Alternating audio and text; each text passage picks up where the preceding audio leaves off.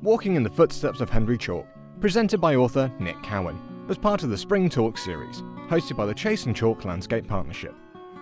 Nick Cowen is a former senior rights of way officer, employed by Wiltshire Council, and author of The Complete Adventures of Henry Chalke, Pedestrian Tourist.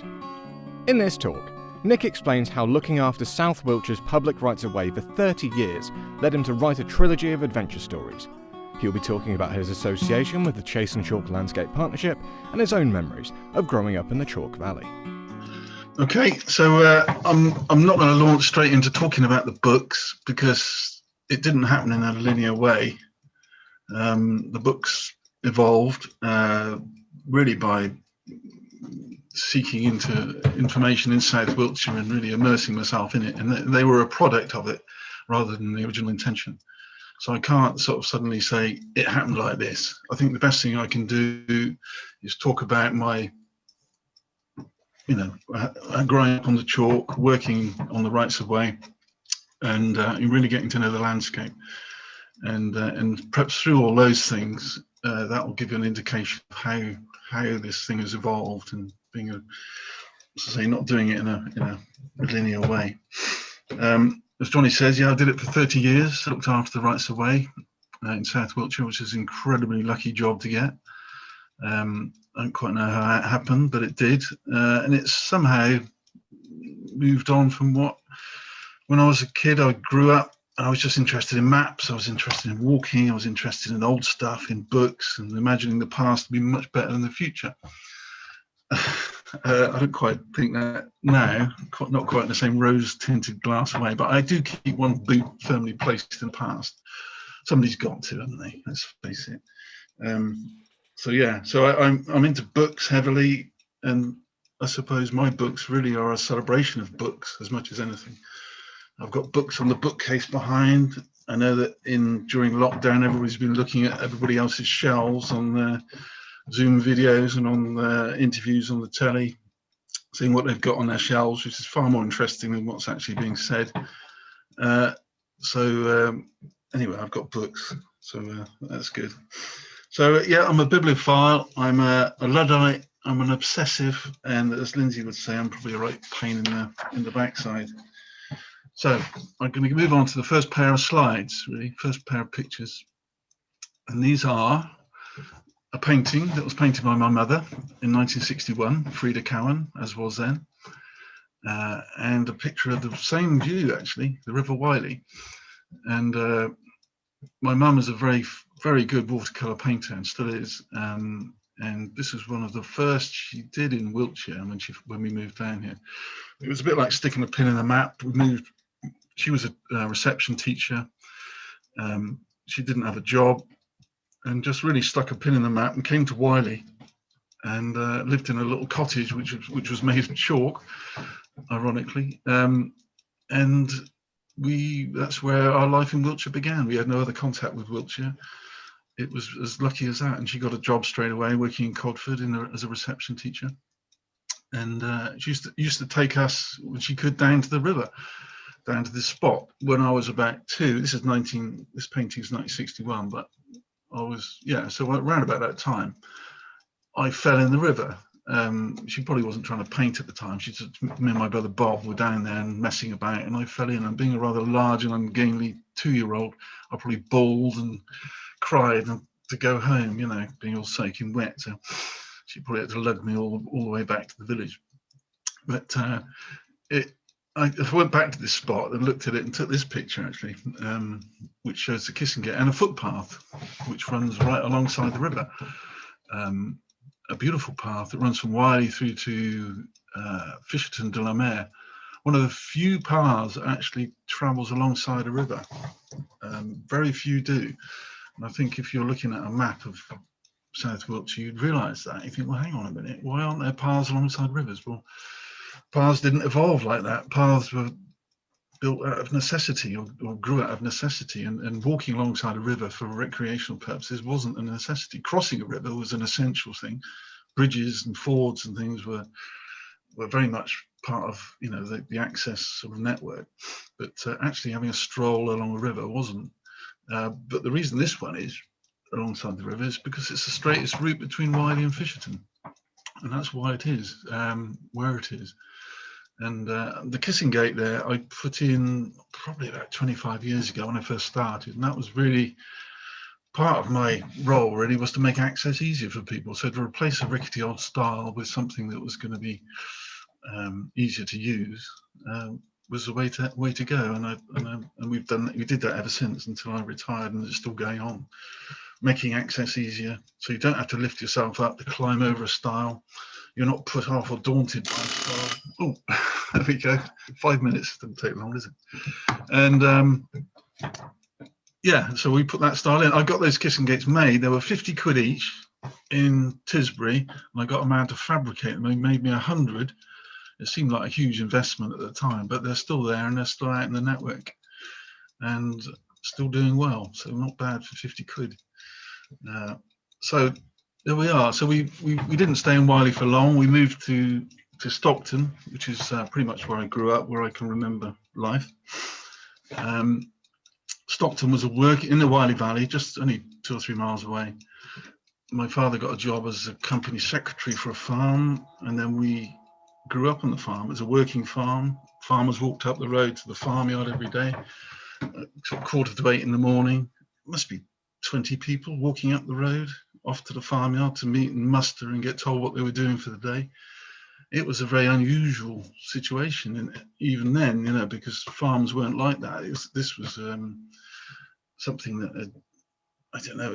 It was an old school farm really, and it hadn't been rationalised. It hadn't been sort of, contractors hadn't come in at that stage. So the farm workers, the labourers, were very much part of the village, and they walked past our house, and they could hear them muttering, and they would go up to the farmyard, and it was quite a big farm, a very patrician farmer, a good farmer, and a good man for the village as well. But we had the run of the place, and we used to go all over the place. So we were exploring wildly from an early age, messing around with chalk, digging, throwing it at each other, getting bits of. Anyway, I'll talk about chalk in a minute. But we'll. So this was really my first initiation into Wiltshire, and falling in the river. My baptism, if you like, was there in that painting. Okay, I'll move on to the next one. And here we have chalk and flint. I don't know if you can see that. I can really see half of the painting from where I am, but the chalk is a typical chalk exposure this is on the A30, on the ridge of along the Shaftesbury, below the Shaftesbury Drove. The flint came from somewhere else, but it's very typically rich coloured, bluey coloured interior with a white crust, menacingly hard and sharp, an incredible substance that's pretty much accompanied man since he came out of Africa 2 million years ago. Flint has been the supporting material. It made fire, it makes weapons, it's easy to obtain, it's easy to fashion relatively, but obviously to an incredible high standard when people did learn really how to make implements with it. But so you got chalk and flint, two things that have come about through strange geological circumstances. The chalk, because in the Cretaceous period, we're talking sort of 90 million years ago to sort of 60 million years ago, there were shallow seas, there was a pretty warm environment, and everything in the seas would gradually fall to the bottom. These tiny, tiny little chalk, the calcium-rich organisms, coccoliths was the most common one. They would then slowly sort of build up on the base of the sea to enormous depths, you know, so, and over such a long period, an incomprehensibly long period, which, you know, and that's why you've got such a great depth of this stuff. You know, if you look at the White Cliffs of Dover, you know, you think, oh, crikey, that's a lot of little tiny little organisms. Well, it's happened over an awful long time, and it built up into it and mineralized, became a limestone, and it is pure limestone really, chalk, calcium carbonate. And so that's how the chalk evolved really. And the flint, they got very opposite properties, but the flint actually started as something like sponge, very silica rich sponge, which equally it fell to the seabed. It broke down, and the silica then starts dissolving over the years once the chalk has formed almost, and then starts percolating down through the chalk and collecting in seams, collecting around fossils, building up into more on the upper chalk into these layers and things, and so there it sat, and that's why it's so peculiar in its shapes. And you look at it and you think, well, how does that happen? You know, how do you get these nodules looking like that? Well, it formed within the chalk, within voids within the chalk. It filled voids. It was a soft, I guess it was a soft sort of oozy kind of thing, you know, originally, and then it gradually hardened and became what it is today. This incredibly hard, sharp, dangerous to young boys when we were in Codford and Stockton, messing around, throwing it at each other. Wonderful, wonderful substance. So chalk and flint, inseparable, and very much part of what South Wiltshire is, really. If you go anywhere in South Wiltshire, you're going to see chalk, you're going to see it on the ground, you can see it in the buildings, even built with it. Cob was made from it. The flint was actually put into the walls of the buildings as flush work, very nicely, neatly napped, very decorative. So it's still very obvious, and there's so much of it. The gravels, all the gravels you've ever seen, all the gravels you've ever bought from the, you know, from the wholesaler to put down on your drive or to make concrete or whatever.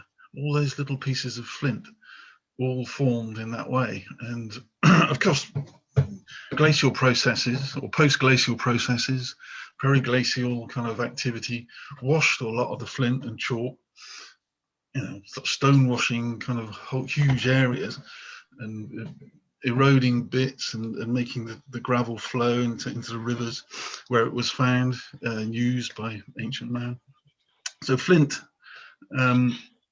it's something that's fascinated me. It's fascinated me for years, to be honest. And it's still a subject of conjecture. I went to a party perhaps 10 years ago. We arrived, the chap I knew, he was already sort of in his cups, as it were. He saw me and he immediately associated me with chalk and flint and came up and said, "Flint, it's not what you think. It's made by heat." And so this sort of, not an argument ensued, but he was determined to get his way. That said, it's not nothing else, it's heat. You can tell it is. And those arguments have gone on for centuries. Well, you know, since people started questioning what chalk and flint is. Anyway, I hadn't even had a drink at that stage, so I let him carry on and then got a drink. But it just shows you that people still wondering about it. It's not really that clear cut. So anyway, chalk, come back to that briefly. I do remember my brother putting a bit of chalk in my mouth when I was asleep. I was probably snoring. And I remember waking up with my mouth dry and my throat was dry. Sponges. Dry as anything, could hardly breathe. I think I'd been snoring, and he got a bit of chalk from somewhere and just popped it in my mouth. And being a young teenager, I kind of slept through it and woke up to this kind of arid, horrible feeling in my mouth. And Is that Nick? Yeah. Chalk is there in my DNA. But anyway, so let's go on to another slide. I might even get the clock out again. With treat, another 5 minutes on. There we go. So there we go.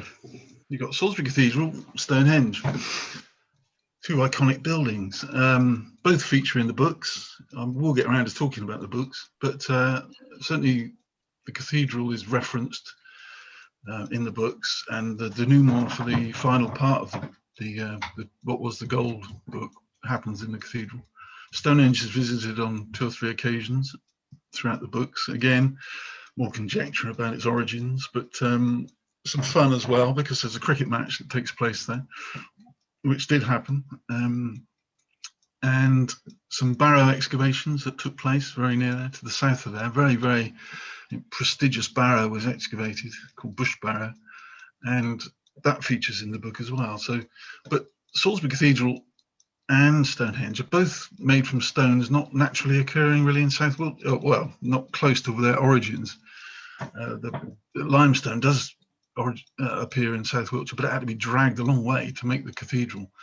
And the sarsen stones for Stonehenge came across from Marlborough, the bluestones from much further, from Preseli in South Wales. So where there's a determination and a will, people will gather materials to build what they want. You know, if the will is there and the people, whether through coercion or whatever, or just joining in, you know, actually made it happen. So it's an enormous will, enormous planning to make things like that, when really the material around you, the chalk, the flint, which all the other houses, the wood, all the other houses would be built of, stand. But these structures are just built to amaze, really. And I think that's always been their purpose, really, to, you know, to be unworldly things, you know, that to be admired. I remember walking past the school a lot when I was at school. Every day I'd walk past the cathedral. Again, I'd sort of wonder about it and look at it and think, goodness me. And when I was at work and at Stonehenge, I'd often be parked up on the byway, maybe at lunchtime, just looking at the stones and thinking about them. And you know, they've been with me, they've accompanied me for all my sort of, yeah, for as long as I can remember, both of them. Very important. Obviously Stonehenge and Salisbury Cathedral. So the books themselves, I ought to mention Chalk, A Tour in Search of Chalk, A Tour in Search of Flint, and then A Tour in Search of Gold. It took about 12 years to write. It starts with the Tour in Search of Chalk, which was a young man coming from London. He for various reasons that become apparent as the story unfolds, why he left London, but he did see chalk in the yard in the brewery where his father owned the brewery, and they built a very deep well, and digging through all the clays and sands of the London basin, eventually they came to chalk, and suddenly the brewery yard seemed a dull and dreary place, and there was this bright white chalk substance in the yard, and that sort of excited him, and he just wanted to go somewhere where he could find out more about chalk and see it in its natural environment. And so he left London when he was 17 and arrives in South Wiltshire, and his adventures begin. He's a fairly naive character, which is fairly essential for the story, and he's inquisitive. He's always meddling with things, getting involved with different people, and in a sense, he is my little time traveller that goes back 200 years to go to all these little sort of scenarios that I've often wondered about, and trying to shed a bit of light on them. There's a lot of gaps in written history of that period, and many periods, obviously. And I researched very, very extensively my area, the South of Wiltshire. And there were times when I just drew a blank. I couldn't find anybody to give me an account of what it was like to climb up the tower of Beckford's Abbey. There wasn't one. There wasn't really an account of it. There's lots of accounts of people, you know, wanting to and speculating about it, but actually, because William Beckford, who built the abbey near Tisbury at Fonthill, built it to keep people out. That was one of his intentions. He really wanted to keep. Bloody hell. Yeah, so without going into explaining about who William Beckford is, which is a bit of a story in itself, and I think you need to look him up or read the books to find out more about him. But yeah, going up up the steps to look out the top of the abbey was something I'd never read before. So I thought, well, blow me, I'll write about it. I'll work it out. I'll make it up. And so really, Henry Chalke is somebody who's able to go to all these places and join the dots. He was able to go to the Barrow Cemetery that I mentioned in south of Stonehenge when they were digging up the most prestigious early Bronze Age burial in 1808, and he was there. He gives an account of it when there is no account of it, not a thorough account. So that's part of his purpose, really, is to just to go back in time. but not just to go back in time, but because that period interested me anyway, because I was fascinated by how the past was perceived back then, what people thought of the past, how they figured it out, really. You know, I mean, you've got a blank sheet of paper.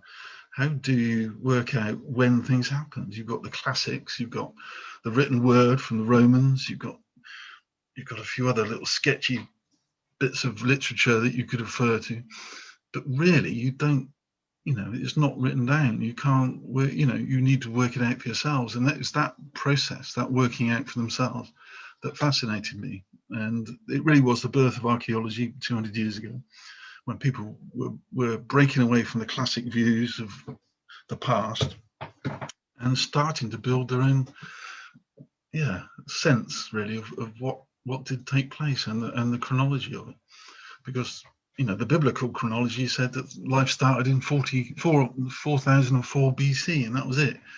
And that had been worked out and was, you know, that was the standard date. So that wasn't even questioned. So, you know, then did things happen before the deluge, you know? So all that kind of romantic, the notions and the workings out, that did fascinate me. And when you got a bit further down the line towards, say, Pitt Rivers, General Pitt Rivers, who lived in the same area, he was a much more mathematical, methodical, military kind of minded character who approached it in an entirely different way, in a very, very strategic way, and noting down everything, writing down everything. I'll show you a page of his book in a minute. It varied very differently. So you had the same in the 19th century. In 1811, there was a book produced called Ancient Wiltshire, which was the first really of its kind to give an account of Wiltshire and its great ancient ancestry and all the artifacts that were found in the barrows, because there's an enormous amount of, let's put it bluntly, ransacking of the barrows to find out what was in them. And over nearly 500 barrows were dug, and some would say they wish they weren't, because they weren't very thorough in their methods, but they didn't really realize what they were doing at the time. And here's the book. This is Ancient Wiltshire Volume 1, which I got in a bookshop many years ago. It's the original copy, and it's a marvelous book, and it sets the sort of standard really for the illustrations and the beauty and things that you can get from, you know, from that kind of study. But obviously, as an archaeology, it's slightly different. There's a few things I might read from it in a minute. I thought I'd show it to you. It's a sort of, surprisingly, it's a sort of an outsidey sort of book. It's a sort of book you want to take with you when you go out, but you know, you can't really, not that size. Anyway, so we'll move on to another pair of slides. The man on the left, William Cunningham, he was very instrumental in the making of that book. He was a wool trader. He lived in Heytesbury.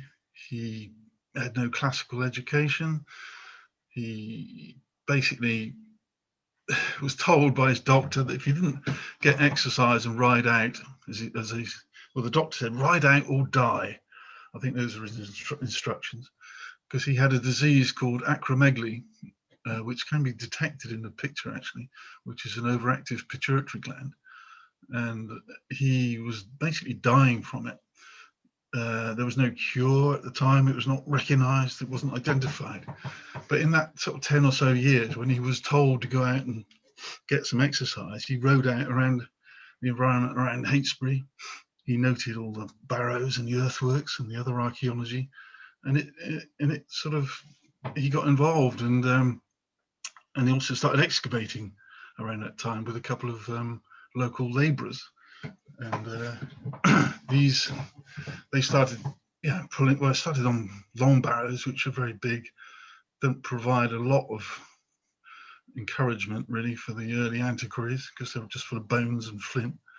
But when they got onto the round barrows, the early Bronze Age, of course, you got some wonderful treasures to look at and to pull out. But so he was a very thoughtful man. As I say, he wasn't.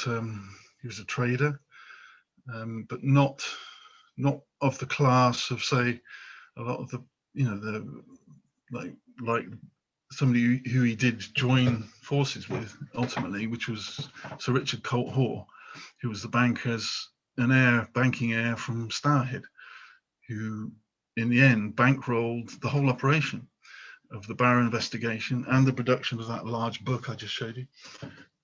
It was Colt Hoare who wrote the book, but it was Cunnington who supplied all the information. And I must give a big shout out to Cunnington's daughters. He had 3 daughters who were very instrumental in the administration of making that book happen, because of his disease, Cunnington couldn't, he just had very debilitating headaches, and he couldn't write down all the information that he discovered. So in a series of letters dictated by Cunnington, probably with his head in his hands after a long day in the field, his daughters would write it all down. And not only that, they'd write it down and copy it. So they had copies of the letters that they then sent to Colt Hoare. So this team of administrators, who were probably there at the digs as well, also arranged all the bits and pieces that came out of the barrows, and put them in festoons and showed them and displayed them to the public, because people were fascinated by what Cunnington was doing, and came from all over and signed the visitor's book to visit his funny little house in the garden called the Moss House, where it was all kept, all the kind of different treasures and the gold, the Bronze Age sort of goods, the earlier stuff, all kept in its separate little cells and boxes, very well organized. And it was the girls that did it. No credit has ever been given to them for their part in the making of that big book. It's got Colt Hoare's name on there somewhere, and he's the one that gets the credit. But it was Cunnington who really supplied the information and the thought, and Colt Hoare compiled it all and bankrolled the whole thing. The man on the right, who's got hair longer than me, is John Aubrey, who has a wig. He doesn't actually really feature in the chalk books because he's earlier. He's very much a 17th century man, but he lived in Broadchalk, in the area that we're focusing on the River Ebbel there, or near the River Ebbel. And whether you know about John Aubrey, I don't know, but his big claim to fame, I suppose, is his writing down of the biographies of his contemporaries. And Brief Lives, which is an incredible book. It's probably got some of the best English prose ever written. But he recorded stuff. He saw the value of recording information, and that's really his primary role, I think, was to recognize that things were disappearing and they needed recording. And that was long before anybody else ever thought that things might be useful to know later, even little details about sort of things that were in the, all sorts of tiny sort of obscure facts, really, that you used to write down in sentences and just keep record of. And eventually all these scraps of paper, like so many kind of post-it notes in his life, he would drew together eventually and produced, well, he not in his lifetime, but he kept it all together. And he produced very little actually in his lifetime, published wise, but eventually over the years, subsequent years, his worth was recognized, and probably only in 1980s, his Monumenta Britannica, which is a double volume book on the antiquities of Wiltshire, seen at the time from the 1640s to 1680s. That was published in 1980. Brief Lives was published as a Victorian book, but it was edited, and it's only come out in its proper full edition in the last 5 years. So he is somebody who's still being pored over as an incredibly important resource. And he lived in Broadchalk, and he made an awful lot of records about South Wiltshire. Things like, say, the fish in the river, umbers. He was always on about umbers, which I think are grayling, but they were as big as trout apparently in the stream in the Nadder anyway. And in the Ebbel, there was trout, and there was a little stream that originated further up the valley in Bower Chalke, where there was a big pond, which I think he belonged. He was a tenant of the Pembroke estate, but he was the tenant of that land, and he used to stock that with trout, and some of the best trout in so he said in England were kept there. But there's many more things that he is another subject for another day probably, but I couldn't resist not putting him in. But I like him. So here's another page. So on the left there is Ancient Wiltshire. That's the frontispiece from that big book. On the right is a page from General Pitt Rivers' book on the archaeology of Cranborne Chase. You can see on the right there, and obviously I've chosen this for a reason, you've got incredible amount of detail. You've got cross sections, you've got dimensions, you've got itemized pottery, you've got pottery from the Roman period itemized, various pieces all added up and totaled up. You've got scales, you've got, this is just an example of one page, but that was the methodical approach from Pitt Rivers's campaign, really, mainly on his own land, in and around Tolhad Royal, Rushmore Estate, and there was a lot of archaeology there to be had. So again, he was the right man in the right place to do it, and it just shows you the advances made in that 1 century from the kind of rather romantic notions, perhaps, of the Colt Hoare, William Cunnington, more Colt Hoare really, and but at the same time you've got the sort of beauty and the design from that earlier book that appeals to me.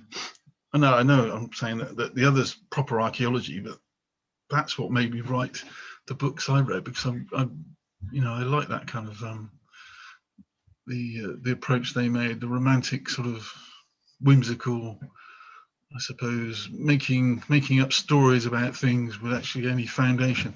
The little sort of polo-sized thing at the bottom, which is a festoon, which I think probably was created by the girls, by the Cunnington daughters, is to scale more or less. And I think the early Bronze Age arrowheads at the top, the flint arrowheads, they probably came from Oakley Down or Wood Yates, that sort of area. The discs, I think they came from Mere, although they disappeared, but they were drawn for the book. But the thing at the bottom there is called, they called it the Adder Stone, and made up a whole story about how it was a sort of druidic stone of great importance with an adder sort of circling around the stone. It was found in Winterbourne, Stoke. I had great excitement about that, but actually it's not. It's a Saxon bead. It's glass. It's 6th century AD. So that didn't bother them. They included it. The story was as much as the part of the whole thing anyway. So I like, and the drawings are very good. Philip Crocker was the surveyor and the drawer, and Bassier was the engraver. So there were top people employed to make that book. A lot of money spent on it. It was a very, very good book. And so, and the contrast, Pitt Rivers, who decried, basically, he said that Colt Hoare and Cunnington were messing about and ruining stuff. They didn't know what they were doing. He didn't beat around the bush, the general. So, but in that, a lot happened in that century. A lot was discovered. And I suppose you could say the proper birth of archaeology was with Pitt Rivers. But that's not what appealed to me at the time when writing the books. That's why they were set 200 years ago, not in Pitt Rivers' time. Here we go. Here's a couple of characters, current characters. On the left, you've got Martin Greene, Down Farm. He is archaeologist extraordinaire who's the right man in the right place, who's basically excavated his farm. Those stone axes on that table that I photographed there, God knows how many there are, but they're all from some flint mine somewhere in I think he'd probably correct me, but I think it's in Sussex. And something he was trying to compile for a book he's writing on flint. And I can't wait for it to come out, because he's probably the person to write it. He knows as much as anybody about it, and he's excavated his own farm to the nth degree, and he's helped me enormously with my own flint identification, because part of my own studies, I suppose, or looking into South Wiltshire, I began to realise that I wanted to do field walking. I'd walked paths, I'd walked alongside paths, I'd looked at flint, I'd been flint blinded. I'd never found anything. I was hoping to find something, a scraper or some indication of prehistoric activity that I could say, look, that was napped 4,000 years ago, 5,000 years ago. But I hadn't found it, and I wasn't for want of looking, because I just wasn't looking in the right places.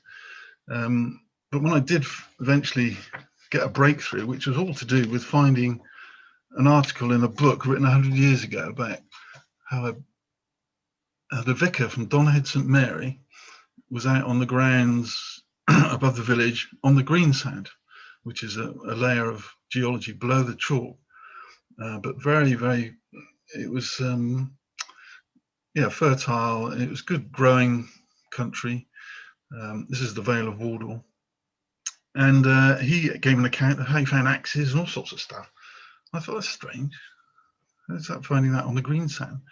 So I went and tracked down where he'd been and looked, and sure enough, I found bits of flint in amongst the Greene sand, bits that had been napped, and then it occurred to me, blindingly obvious, which I'd never really thought about. So of course, people brought flint to where they lived. They weren't necessarily living in amongst flint all the time, but if they lived just off the flint and they wanted, they just took a piece with them and napped it at their own leisure, if you like, away from where they found it, where they lived. And they were living on the Greene sand a lot, right throughout the Vale of Wardle. There's an enormous amount of evidence of flint activity, which I've found over the years. But that was a breakthrough moment for me. So I'd taken my trawlings of flint to Martin, who then helped me identify them and explained this and explained that. And I wrote bits down from our conversations, took me to his amazing museum, which is on the farm, showed me what he'd been doing. And it's sort of flint world, really extraordinary. And so he was enormously helpful, and he taught me a lot about flint and how it, what sort of, not just how it was napped, because I'm not a napper, but he is, but how to recognise the signs of what to look for, and then really there's a fairly conservative approach, I suppose, to identifying flint, napped flint, and it has to be, and it's surprisingly, you can categorise it down to sort of a few basic tools, and so fanciful things that look like this or that, or look like it might have been made, or this, or might be done at some point, you can probably exclude. But there are enough scrapers, there are enough blades, there are enough cores, there are an enormous amount of stuff to find that you can easily identify, which has got those telltale signs. The bulb of percussion where it was struck, the quality of the flint itself, the patination, which happens afterwards when it's within the soil, when it's slowly drying out, which is another indicator of its age. All this stuff, which will be in his book when he's finished it. And I can't wait, because all that information I got from him through meetings and chatting is in there for everybody to see. And I can't wait. Jake, on the other side, Jake Keane, is another legend in his own lunchtime, to quote the Private Eye. He is an industrial, sort of experimental archaeologist in the field of making iron, and he's done just about everything he can to make iron in traditional ways as it has been made around the world. He's travelled the world to West Africa, to Sri Lanka, India, I think it might have been to China, but to see how people made iron. What was the first process they used to make iron? Not what they did with it, but the actual making of iron. and he's made so many furnaces and made so much blooms of iron, which is the raw iron that you get at the bottom of the furnace. He makes all the charcoal, he makes the furnaces. It's a right old process, an incredible heat as well. And I went and attended one of his smeltings, which was fascinating because the whole thing is sort of humming with heat and smells extraordinary, as it's building up to 1300 degrees, this chamber of heat and molten sort of melting metal and dripping sort of slag that comes out the bottom. And eventually, when you've got to the right amount of heat, you put the right amount of ore in the top and charcoal, and you get the whole thing is working, and the iron is forming at the hottest point where the air inlet is. Then you rip it out and grab it out and take it out of the bottom of the furnace, and there's your wrought iron. But the slag flows before that, so you tap a hole in the bottom of the furnace, and then it flows out like lava, quickly dries to sort of like a grey kind of clinkery look. But the iron behind it, the big lump, which is a sort of brain-sized piece, if you're quick enough and it's still hot enough, you can cut it in half with an axe. If you, seconds later, it's cooled, and then it's half an hour with a disc cutter. So the differences are that extreme, and it's immensely shiny and soft. It's soft in the sense that it's malleable. So then, to make iron, you would then heat and beat and forge it, but that's not really the stages that Jake has really been exploring.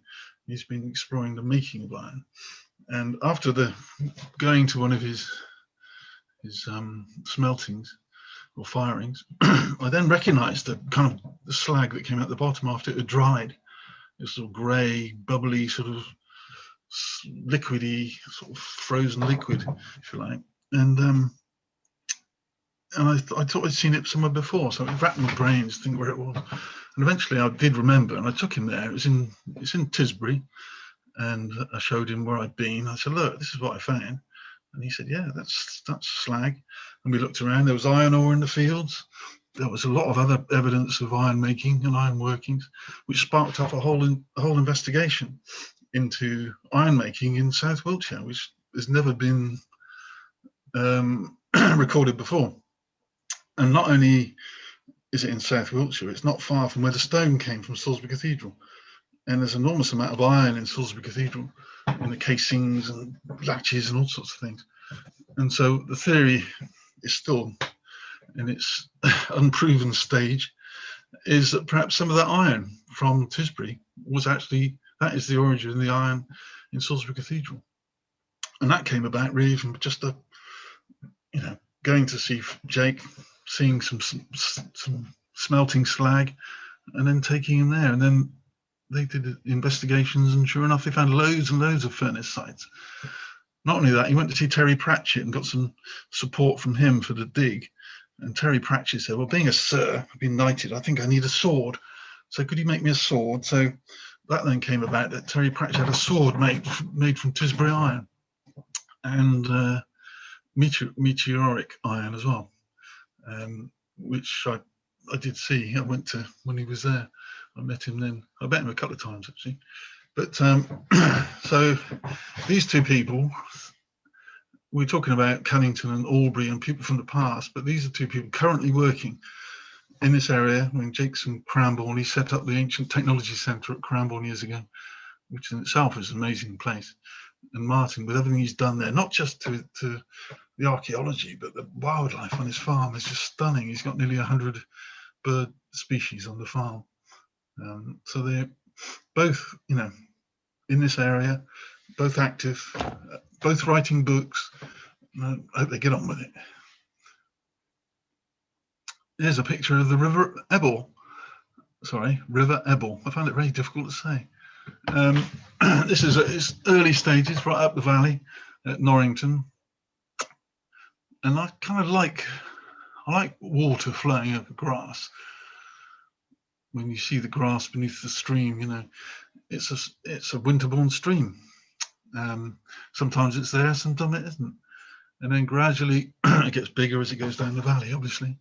and it starts flowing at different times. And usually around, well, I remember talking to a farmer down in Alverdiston up on the hill there, and he didn't reckon it was going to flow till after December or after Christmas. I remember talking to him about it, and it was really cold up on the hill. He had a big dewdrop hanging on his nose, which was kind of fascinating. And I kept looking at it, thinking that's going to drop any minute, but it didn't. But he was talking about the river and when it actually rose. And this picture here, this is taken from the north, looking across to the Ebbel Valley. This is sort of part of the watershed of the Ebbel. These chalk hills, and the water will flow right across from the other side and from here down and accumulate down near Norrington, and then go on down through to eventually meet the Avon down in south of Salisbury. So there are 5 rivers, for those of you who don't perhaps know or come from this area. The Ebbel is a chalk stream, one of the smaller ones. You've got the Avon is the main river that starts up Avon Pusey way and flows directly down to the sea at Christchurch. You've got the Wiley, which I mentioned when my mum did the painting. I'm struggling now. You've got the Till, which runs from Shrewton and joins the Wiley. Then you've got the Bourne, which kind of runs through from Porton direction and joins where it does join, Laverstock way. So you got these 5 rivers, which Wiltshire is renowned for. South Wiltshire, the 5 rivers, beautiful chalk streams. I mean, there are, there's probably 35 chalk streams or chalk rivers in England, and we're very lucky, to have a bulk of them really. The chalk extends right across parts of Northern Europe, but there's nothing quite the same as the rivers that we have here. And Lindsay and I, a couple of years ago, 2 or 3 years ago, we went a trip to France, and one of the purposes was swimming, and we swam in a lot of rivers in central France and down in the Dordogne. Massive rivers, big rivers, great for swimming in. Not much life there, very sort of rather devoid of life. And I came back and I was talking to a friend, and he said, well, there's more life in a couple of meters, a couple of yards of chalk stream than any of those rivers. It's just teeming with life. These chalk streams and rivers are extraordinary, rich environments that obviously need protecting. And part of the project I know that Johnny's interested in is the Ebbel, and work to it and monitoring it and improving it, which is very worthwhile because it's such a resource, such a wonderful chalk stream. And so these are the watersheds really for that area. So here we are then. This is a picture I took on the Cornish Border, actually, which I think Lindsay pointed out in the farmyard, and it appears on one of the other books I've written. I put it in really just to sort of remind me that to talk about rights of way, because I did an interview for a radio the other day, and we talked about the books, we talked about this and that, but it came across, I listened back to it, and the real thrust of the interest, I guess, was in rights of way, and something I suppose I took for granted towards the end of my work, because that's what I did. I looked after rights of way, but there's such an extraordinary and unusual set of circumstances that brought them about, to actually be categorised and legalised and preserved in England and Wales. There's nowhere else in the world that does this. You can't buy an ordnance survey map for anywhere else and get the paths that are legally protected, and their historic origins and everything preserved. So it's an extraordinary, and people feel very passionate about it, which I obviously realised through working on rights of way. And lest I forget, it is something which even now more so than ever, people are out walking and enjoying their rights of way, and what an incredible resource that is. So from walking from here, we go up to Groveley Woods a lot and walk around up there, and it gets very boggy in the winter because so many people use it. But when I first started working 30 years ago, I could go all week and not see a soul.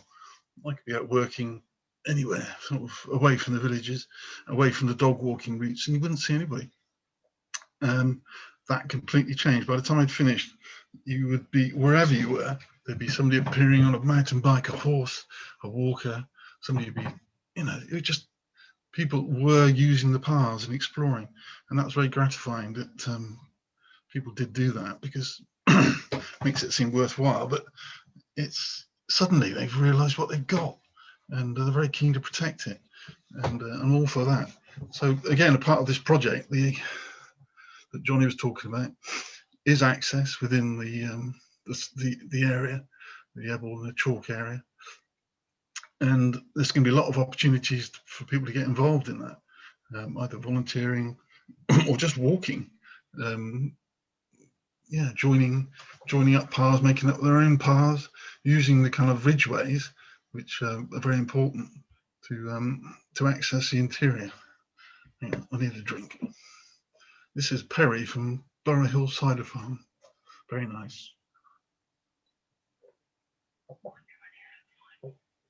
What time is it? Yeah, Am I? Lindsay tells me I'm running over. I don't know if you are. Okay, I probably haven't mentioned half the things I want to mention. But here's a path I took a picture of, and I'm sure it's down in the Cranborne Chase somewhere, but I don't know where. Quite often I know where my photographs are taken without writing them down. I had a whole box full of photographs at work I took over the years. I could just put my hand in and pick one out. It might show a bit of a muddy footpath across a ploughed field, but I know where it was, or a gate somewhere, I'd know where it was. But this one, for some reason, I don't know where it is. But you may well find it if you're out and about, because it's now that time of year with the wild garlic will soon be emerging, and what a wonderful thing to walk down there. So yeah, it's a rich paths in the Cranborne Chase area and right across South Wiltshire. We're incredibly lucky with what we've got. No, we haven't got a Pennine Way. Perhaps it doesn't appear in the 100 best walks in the back of the Sunday supplement. You know, Wiltshire, you look at it and you think, well, where's the Wiltshire paths? Well, quite often they don't appear. But that doesn't mean they're not, it's because they haven't been discovered, basically. Maybe it's the best kept secret, but they are certainly there to be enjoyed. And I will just scan through what I've got, because there's probably some glaringly obvious thing that I've forgotten to mention.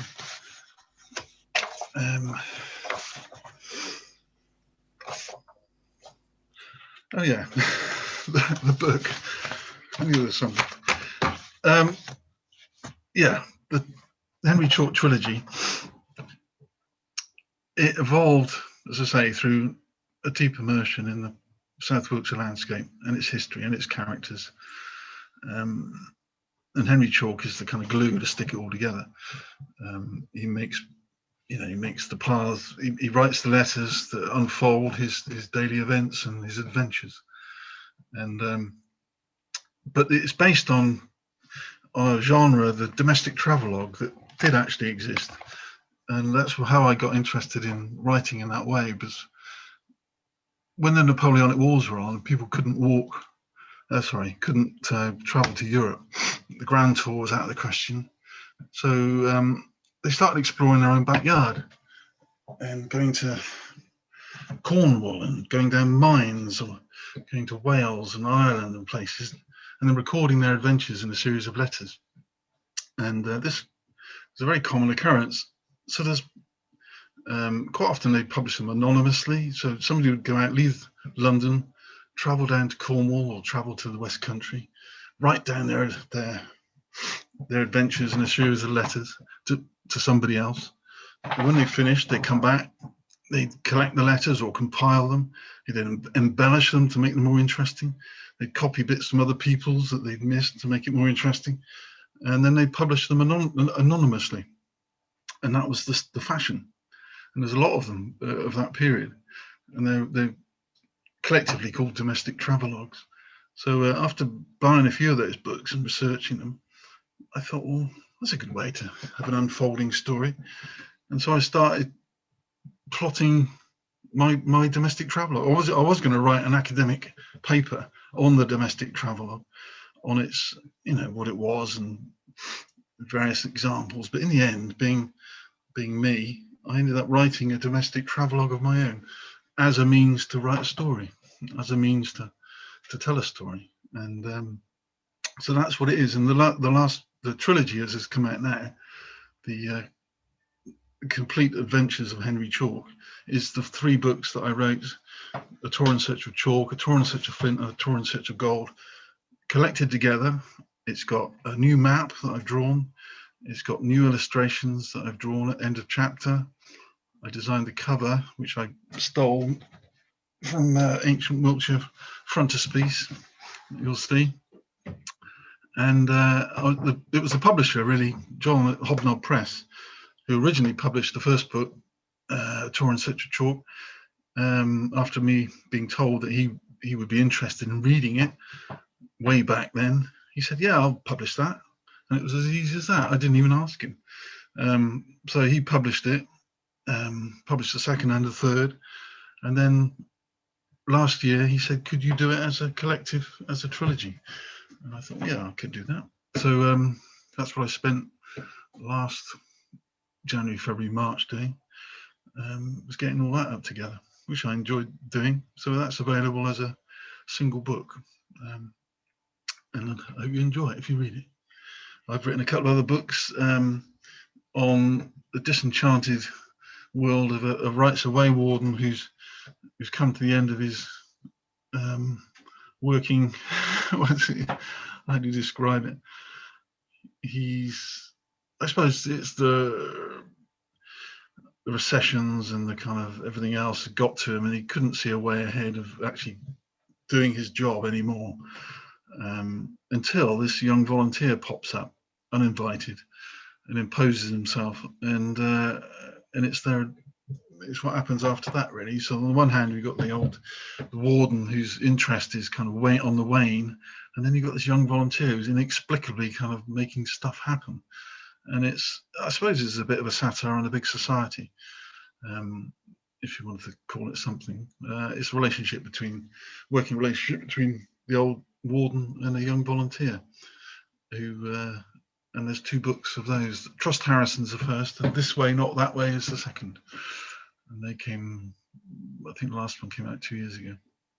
And I'm just writing another book on the set even earlier in Aubrey's time, about a way warden who lived in a parish, and he got volunteered to look after the rights of way. So, which is another story. Thank you to Nick Cowen for presenting this talk as part of the Spring Talks series, hosted by the Chase Chalke Landscape Partnership scheme. Thank you to our partners and funders for this talk. The Chase Chalke Landscape Partnership is a group of organisations working together to protect and enhance the special landscape of Cranborne Chase and the Chalke Valley. With Cranborne Chase AONB as the lead partner, and with support from the National Lottery Heritage Fund, this 5-year partnership is working with local communities to better connect people with the landscape. For more information, please visit www.cranbornechase.org.uk.